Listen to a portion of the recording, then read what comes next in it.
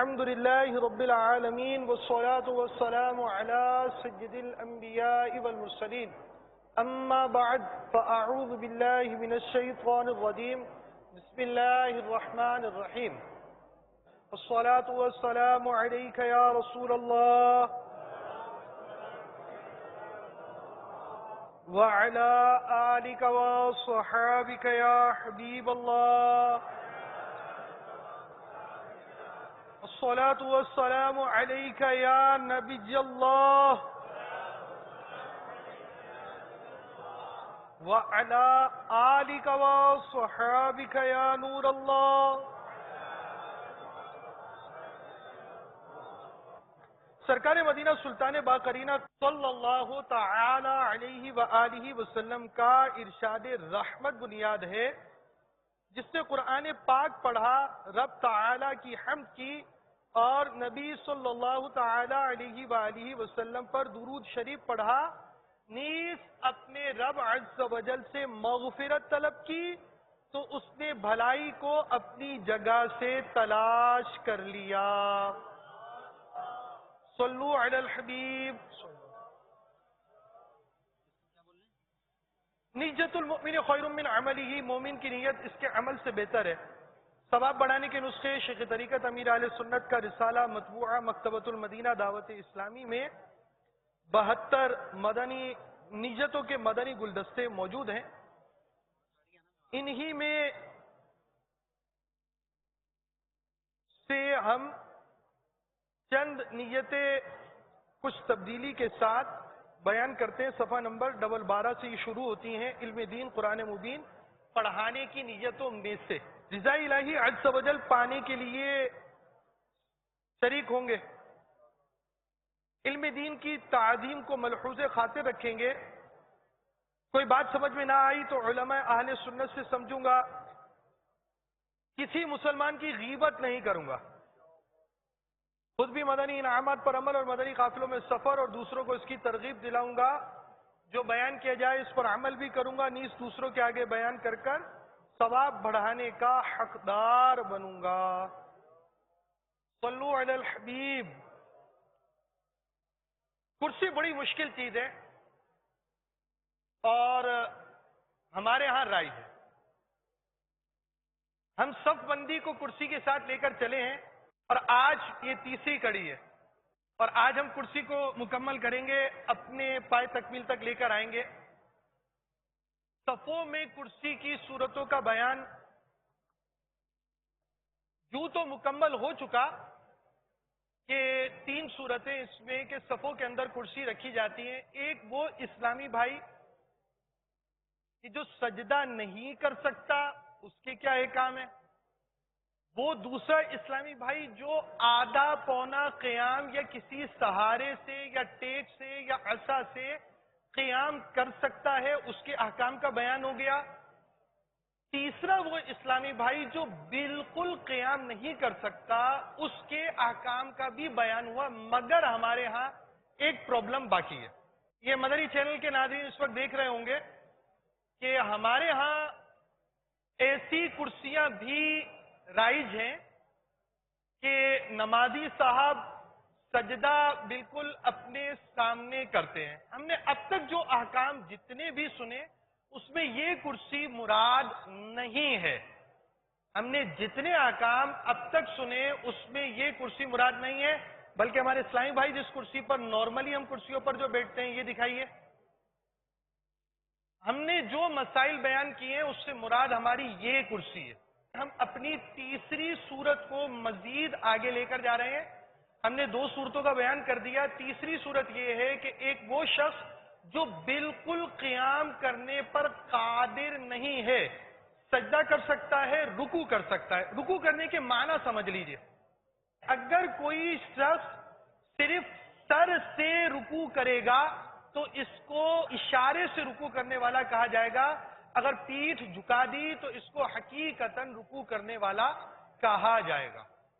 اچھا، اب آپ سمجھے یہ وہ اسلامی بھائی ہیں جو رکوع اور سجدے پر قادر ہیں، قیام پر قادر نہیں ہیں. یعنی رکوع پر قادر ہونے کے لیے اتنا کافی ہے کہ اگر یہ کرسی پر بیٹھ کر جھک بھی جاتے ہیں تب بھی یہ رکوع پر قادر شمار کیے جائیں گے. اب ان کا رکوع کے لیے اشارہ کرنا، صرف سر جھکائیں. اگر انہوں نے اس انداز سے رکوع کیا تو یہ رکوع کا اشارہ ہے. جب رکوع پر قدرت ہوگی اور اس انداز سے رکوع کیا جائے گا تو اب یہ رکوع نہ کرنا کہلایا. حقیقتاً رکوع یہ ہے کہ ان کی گردن کے ساتھ کمر بھی جھک جائے. اب یہ حقیقتاً رکوع کرنے والے کہلائیں گے. یہ وہ اسلامی بھائی ہیں جو قیام بالکل نہیں کر سکتے. فی زمانہ غلام ہوتا ہی نہیں ہے، خادم بھی نہیں ہے، عصا بھی نہیں ہے، دیوار کی ٹیک بھی نہیں لگا سکتے. صرف کھڑے ہو کر اللہ اکبر کہیں اس کی بھی طاقت نہیں ہے، کوئی بھی کنڈیشن ہی نہیں ہے ان کی. اب یہ اسلامی بھائی کرسی پر بیٹھ کر اگر پڑھ رہے ہیں اور رکوع انہوں نے ایسا کر لیا، اس کے بعد باقاعدہ ان کو سجدہ کرنا پڑے گا. لیکن یہ ایک تکلیف ہے کہ یہ کرسی سے اٹھے اور سجدہ کریں. تو مشورہ ان کو یہی ہے کہ بھائی آپ بھی کرسی استعمال نہ کریں. اچھا یہ دیکھیے یہ کرسی پہ سجدہ کرنے والا جو سجدہ کرے گا یہ زمین سے کتنا اوپر سجدہ کرے گا؟ بہت اوپر کرے گا نا. اب مسئلہ سنیے، جس شخص کو سجدہ حقیقتاً کرنا لازم ہے وہ یہ ہے کہ اب اس کو سجدہ کی تو قدرت ہے، قیام کی قدرت نہیں ہے. قیام اگر یہ کھڑا نہیں ہوتا تو چل جائے گا، مگر سجدے کی چونکہ قدرت ہے تو اس کو سجدہ باقاعدہ کرنا پڑے گا اسلامی بھائی کو. اگر یہ اس پہ کرتا ہے، یہ جو کرسی آپ دیکھ رہے ہیں، تو اس کا نقصان سنیے. کرسی کے آگے سجدے کے لیے ٹیبل نما تختی جو لگی ہوتی ہے، کرسی پر بیٹھنے والا اس پر سر جما کر سجدہ کر لیتے ہیں. ان کا یہ طریقہ درست نہیں، کیونکہ یہ حقیقتاً سجدہ نہیں بلکہ سجدے کا اشارہ ہے. رکوع کے اشارے میں سر کو جھکائیں اور سجدے کے اشارے میں اس سے زیادہ جھکائیں. یعنی اگر صرف رکوع کا اشارہ ہے تو وہ سر ہی جھکے گا اور سجدے میں سر زیادہ جھکے گا. یہ ہے اشارے. اور کمر جھک گئی تو یہ حقیقتاً رکوع ہے اور سجدے میں باقاعدہ سجدہ کرنا پڑے گا. تو کرسی کے ساتھ لگی تختی پر سر رکھنا بالکل غیر ضروری ہے. حقیقتاً سجدہ جن پر ضروری ہے ان کا اس تختی پر سر رکھنے کو کافی سمجھنا اعلیٰ درجے کی جہالت ہے. ان کی نماز ہی نہیں ہوتی. کرسی کی تختی پر سر رکھنے سے حقیقتاً سجدہ ادا نہیں ہوتا. جب سجدہ ادا نہیں ہوتا تو نماز بھی نہیں ہوتی. سجدہ زمین پر یا زمین پر رکھی ہوئی ایسی چیز جس کی بلندی 12 انگل سے زیادہ نہ ہو.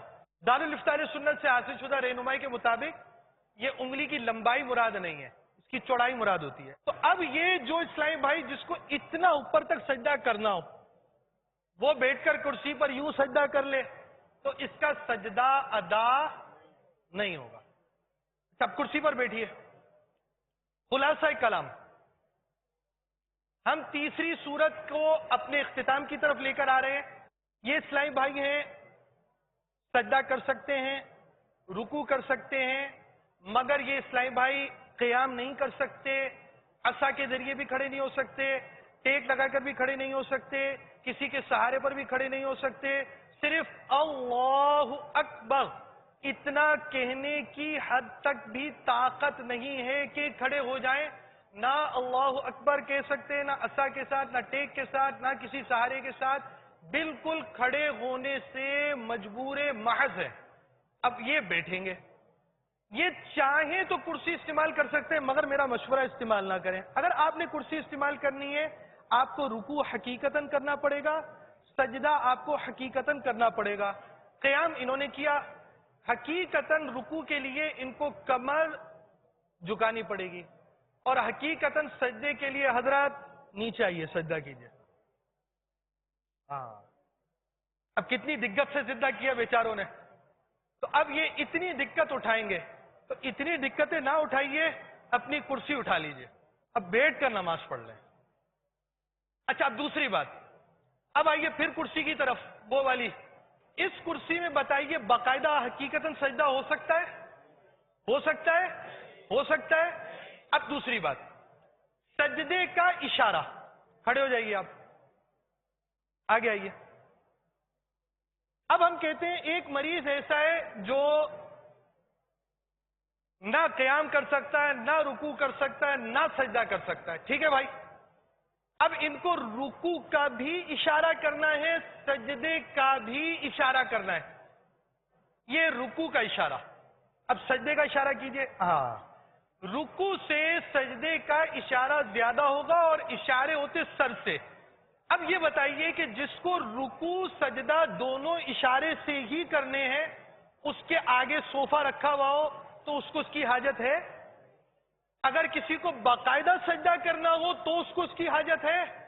تو پھر یہ شو پیس ہے. آپ ایسی کرسی مت رکھیے، کیونکہ اس کرسی سے نہ اشارتاً سجدہ ہوتا ہے نہ ہی حقیقتاً سجدہ ہوتا ہے. اس کرسی کی کوئی حاجت نہیں ہے. صلو علی الحبیب. اب آپ کی کرسی چھوٹ گئی ہے. اچھا جناب، اب ہم جا رہے ہیں نماز کے عملی طریقے کی طرف. عملی طریقہ کرنا ہے آپ نے نماز کا. ٹھہر جائیے. نماز کے عملی طریقے سے پہلے دو باتیں بہت اہم طور پر سن لیجئے. نماز سے پہلے بھی کچھ چیزیں ضروری ہیں، ضروری ہیں، اور نماز میں بھی کچھ چیزیں ضروری ہیں. دو چیزیں عملی طریقے کے علاوہ بہت ضروری ہیں. مثلا نماز کی شرائط. تکبیر تحریمہ کے وقت ان کا پایا جانا، جس کی تفصیل بہار شریعت کے جزئیے میں لکھی ہے.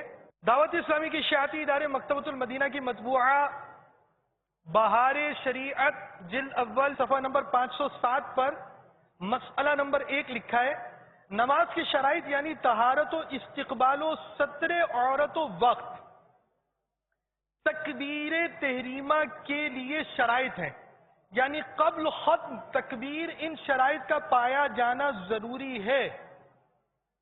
اگر اللہ اکبر کہہ چکا اور کوئی شرط مفقود ہے، نماز نہ ہوگی. نماز کی شرائط یعنی طہارت، استقبال قبلہ، ستر عورت، وقت. یہ چیزیں اگر پائی نہیں گئی، آپ نے نیت باندھ لی، آپ عملی طریقہ بالکل درست کر لیں، مگر چونکہ شرائط پوری نہیں تھی لہذا نماز نہیں ہوگی. دوسری اہم بات، نماز کی شرائط فرائض یعنی آپ یہ سمجھیں کہ عملی طریقہ ہی سیکھ لیا تو آپ نے کوئی بڑا کارنامہ نہیں کیا. سیکھنا یہ بھی چاہیے. نماز کی دیگر شرائط کی پورے معلومات، مسائل کی معلومات کا ہونا ضروری ہے.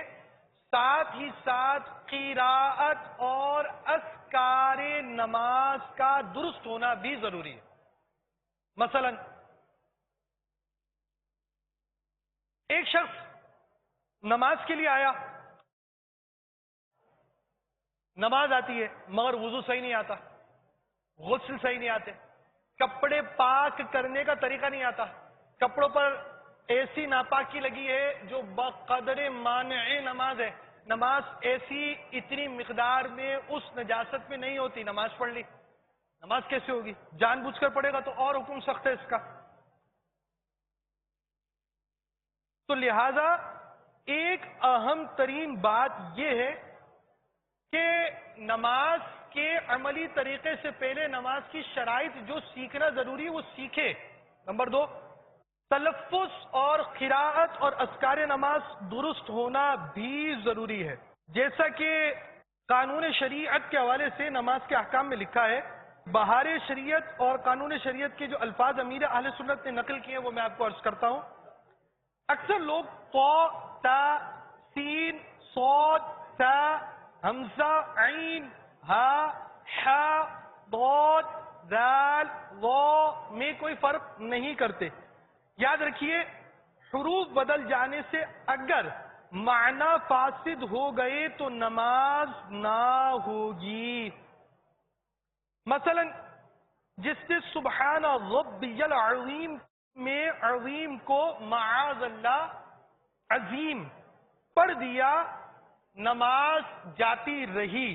لہذا جس سے عظیم صحیح ادا نہ ہو وہ سبحان ربی الکریم پڑھے. یعنی مدنی چینل کے ناظرین، آپ آ رہے ہیں نماز کی طرف. ابھی ہم نماز کی طرف آئے نہیں ہیں، آ رہے ہیں. ابھی بھی بہت ساری چیزیں باقی ہیں. تو ابھی جو چیزیں باقی ہیں ان میں سے دو باتوں کا آج بیان ہوا. شرائط نماز، طہارت، طہارت میں لباس، بدن، جگہ کا پاک ہونا، ان کے مسائل کا آنا، یہ یہاں پر بیان نہیں ہو رہا، یہ سیکھنا پڑے گا.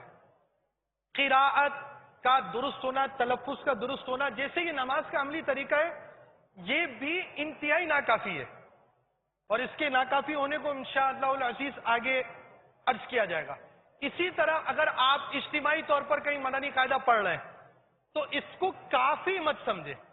جب تک آپ جس انداز سے قرآن نماز میں پڑھتے ہیں اس انداز سے صحیح قاری کو سنا دے، اور صحیح قاری کہہ دے اوکے ہم، اس وقت تک آپ یہ مت سمجھیے کہ آپ ان چیزوں کے معاملے میں اس انداز سے درست ہو سکے. تو صرف نماز کا عملی طریقہ ہی نہیں ہے، نماز درست ہونے کے لیے نماز کی شرائط کا پورا ہونا بھی ضروری ہے.